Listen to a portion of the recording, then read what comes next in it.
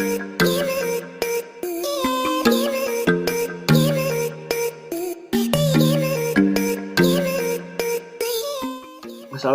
warahmatullahi wabarakatuh. Virus corona adalah virus yang sekarang sedang melanda di berbagai belahan dunia. Mari kita mengulas lebih dalam tentang apa itu virus corona. Asal-usul, coronavirus merupakan virus yang menyebabkan penyakit pada manusia dan juga hewan. Umumnya, virus corona menyebabkan penyakit infeksi saluran pernafasan mulai flu biasa hingga penyakit yang serius seperti MERS dan juga SARS. Coronavirus ditemukan di Wuhan, China pada Desember 2019. Kemudian diberi nama Acute Respiratory Syndrome Coronavirus 2 atau SARS-CoV-2. Gejalanya pada umumnya gejala yang ditimbulkan oleh COVID-19 berupa demam di atas 38 derajat Celcius, batuk kering, dan juga sesak napas. Penyebaran COVID-19, seseorang dapat terinfeksi dari penderita COVID-19 melalui tetesan kecil atau droplet dari hidung atau mulut pada saat batuk atau bersin. Data COVID-19, Organisasi Kesehatan Dunia WHO menetapkan COVID-19 sebagai pandemi global pada pertengahan Maret 2020. Saat itu, penyebaran virus corona telah mencapai tingkat yang mengkhawatirkan di banyak negara dunia. Dikutip dari Kompas, dalam waktu kurang dari 3 bulan, COVID-19 telah menginfeksi lebih dari 126.000 orang di 123 negara. Laporan kasus positif COVID-19 di Indonesia pertama kali diumumkan pada Maret 2020.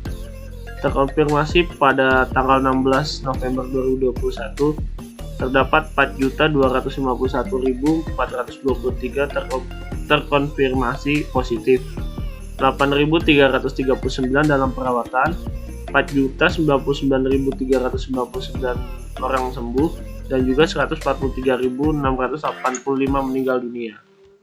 Cara memutuskan penyebaran COVID-19, beberapa cara yang bisa dilakukan untuk mencegah tertularnya virus ini adalah dengan melakukan 5M, memakai masker, mencuci tangan, menghindari kerumunan, menjaga jarak, dan juga mengurangi mobilitas. Fungsi masker.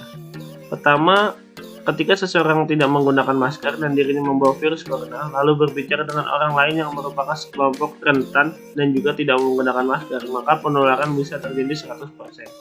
Kedua, ketika seseorang membawa virus corona memakai masker lalu berbicara dengan orang lain yang tidak memakai masker, maka penularannya akan turun ke angka 70%.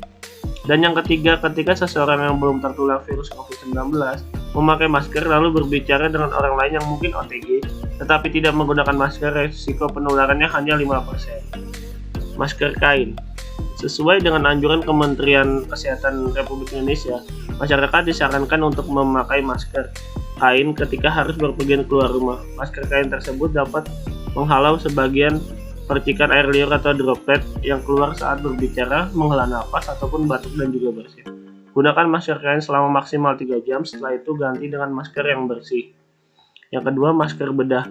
Saat ini masker bedah lebih diutamakan untuk melindungi tenaga medis yang bekerja di pelayanan kesehatan atau orang yang sedang sakit guna mencegah penularan virus ke orang lain.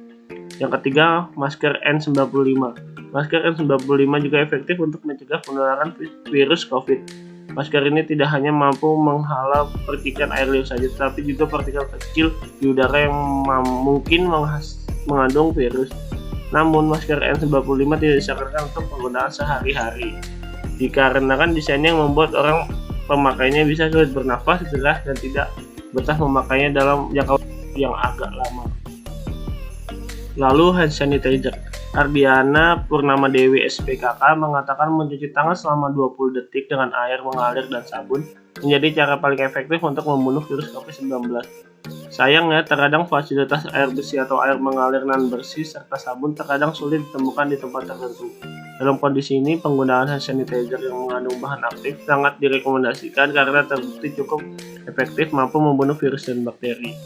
Menurutnya, apalagi data kepatuhan orang Indonesia mencuci tangan hanya 75%. Jadi hand sanitizer bisa membantu untuk memproteksi diri. Jika menggunakan bahan berbasis alkohol, maka kandungan minimalnya 60% dan dapat menggunakan kandungan berbahan natural yang mengandung pelembab agar kulit higienis namun tidak mudah kering. Yang selanjutnya, olahraga atau aktivitas fisik sebagai bagian dari PHBS merupakan hal yang sangat terpenting di masa pandemi COVID-19 yang masih berlangsung saat ini. Dikutip dari International Journal of Cardiovascular Science, olahraga atau aktivitas fisik terutama pada aktivitas dan durasi sedang, dapat mendukung respon imun dan meningkatkan daya tahan tubuh terhadap penyakit. Sedangkan olahraga dengan intensitas tinggi dan berkepanjangan tidak disarankan untuk dilakukan karena dapat menurunkan imunitas tubuh. Seperti yang telah dijelaskan sebelumnya, olahraga yang dapat dilakukan di kondisi pandemi COVID-19 adalah olahraga dengan intensitas dan durasi yang sedang yang dapat dilakukan di dalam maupun di luar ruangan. Olahraga di dalam ruangan yang dapat dilakukan yaitu ialah jalan cepat di sekitar rumah atau naik turun tangga selama 10-15 menit sebanyak 3 kali sehari, seperti menari, lompat tali, atau olahraga dengan menggunakan mesin kardio jika memilikinya. Sedangkan olahraga luar ruangan yang dapat dilakukan yaitu berjalan di sekitar tempat tinggal atau taman, bersepeda, berkebun, dan bermain game dengan keluarga di luar rumah.